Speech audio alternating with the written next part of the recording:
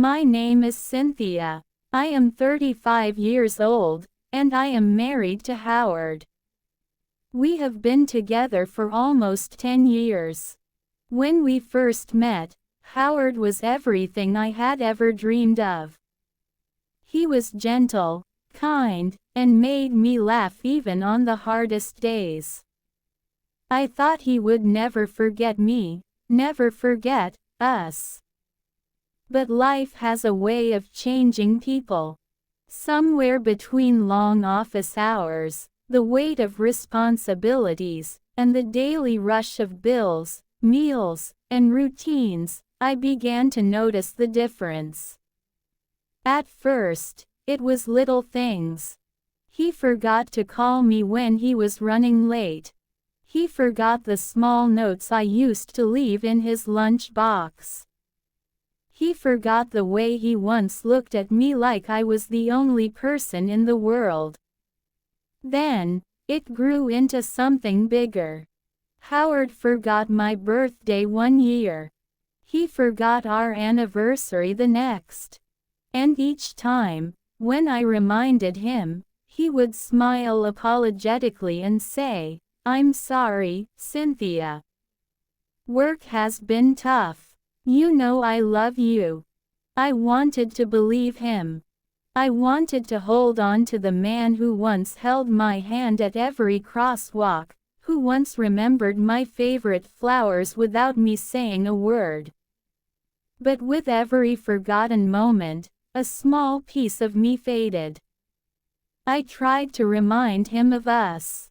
I cooked his favorite meals, planned evenings together, even suggested trips to bring us closer. Sometimes, he was present, but other times, I felt invisible. It wasn't that he didn't care.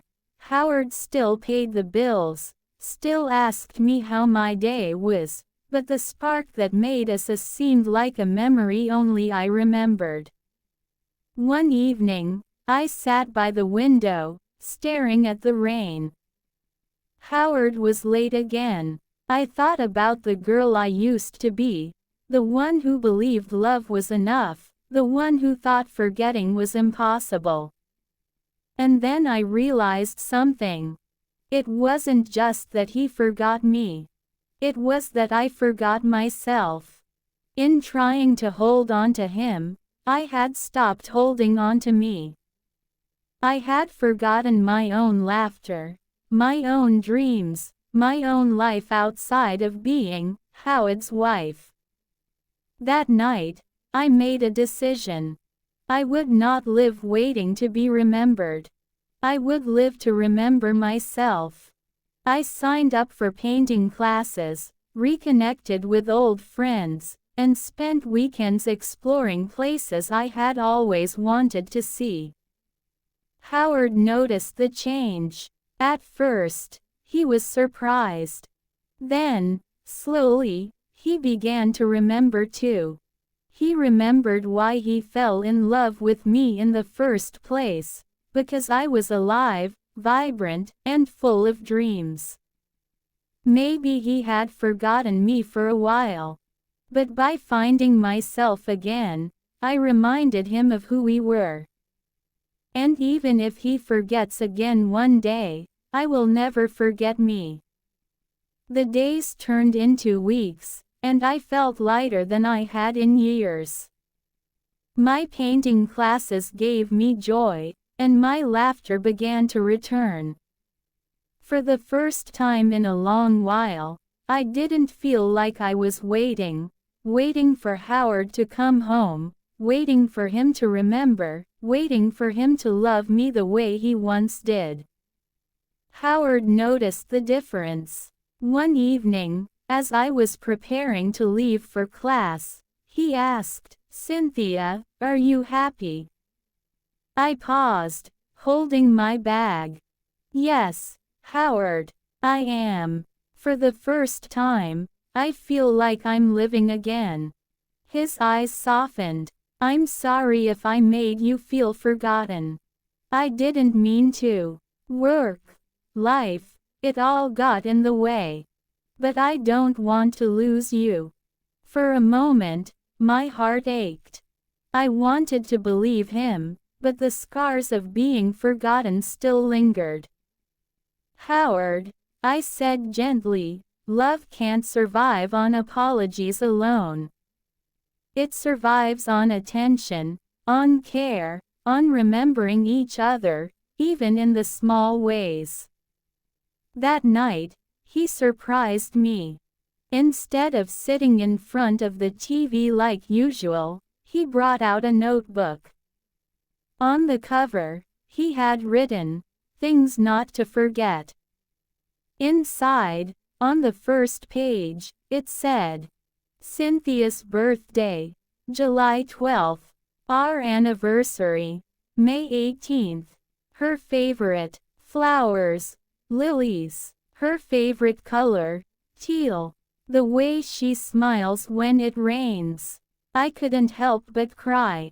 It wasn't perfect, and I knew one notebook wouldn't erase the years of neglect. But it was a beginning, a reminder that maybe love, once forgotten, could be remembered again. And as I closed the book that night, I whispered to myself, even if he forgets again, I will never forget who I am. Howard tried. For weeks, he truly tried. He brought home lilies on random evenings, asked me about my classes, and even sat with me while I painted. Sometimes, it felt like the man I fell in love with had returned.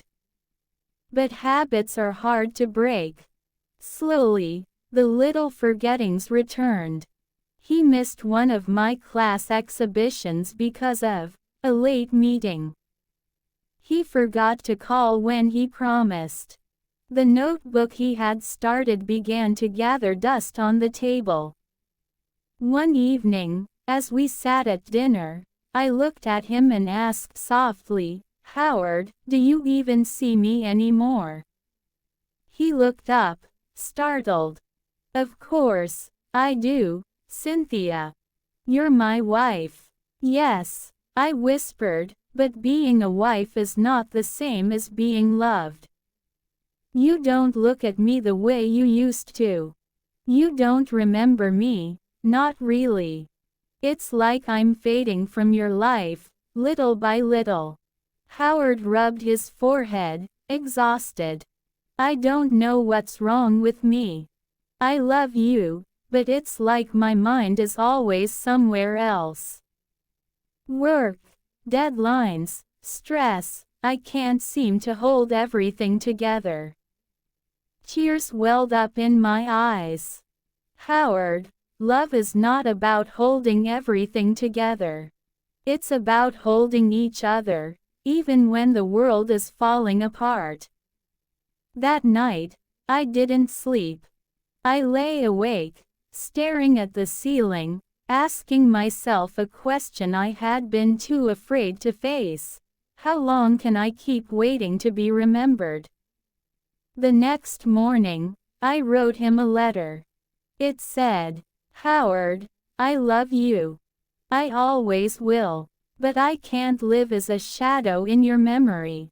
I need to be seen, to be remembered, to be loved with intention. Until you find that part of yourself again, I must find the rest of me, Cynthia." I packed a small bag, not out of anger, but out of love for myself. When Howard came home that evening, the house was quiet. My letter was on the table. He sat down, read it, and for the first time in years, tears fell from his eyes. He whispered into the silence, "Cynthia, I forgot you. But I can never lose you." But by then, I was gone. Gone not forever, but until he remembered not just my name, not just my birthday, but my soul. The days away from Howard were both painful and liberating. I stayed at my sister's house at first, then rented a small apartment of my own. It wasn't much, just 2 rooms and a balcony, but it was mine. For the first time in years, I woke up without waiting for someone else to notice me. I painted in the mornings, drank tea on the balcony in the afternoons, and read books late into the night. Slowly, the ache in my chest softened into something new: peace. Howard called me every day. Sometimes I answered, sometimes I didn't. His voice carried regret, but also fear. "Cynthia, I'm going to therapy. I'm trying to understand why I let life swallow me up. Please, don't give up on me." Weeks turned into months. I could hear the change in him, his words more thoughtful, his tone more present. And then, one evening, he showed up at my door with the old notebook in his hand. Only now, it wasn't half empty. It was full. He had filled it with pages upon pages of memories, details, and promises. "The first time you laughed at one of my bad jokes, 2012. The way your hands smelled of paint after your first art class. The song you hum when you cook breakfast. Never again will I forget that your soul needs more than love, it needs attention." I stared at the notebook, my heart trembling. "Howard, this isn't about writing things down. It's about living them." He looked at me, his eyes wet. "I know. And that's why I don't want to just remember you. I want to choose you, every day, for the rest of my life." For the first time in years, I saw him. Really saw him. Not as the man who forgot me, but as the man who was willing to fight to remember. I didn't answer right away. Love, once broken, doesn't heal overnight. But as I held that notebook close to my chest, I knew one thing. Sometimes people forget, but sometimes, they also learn how to remember again.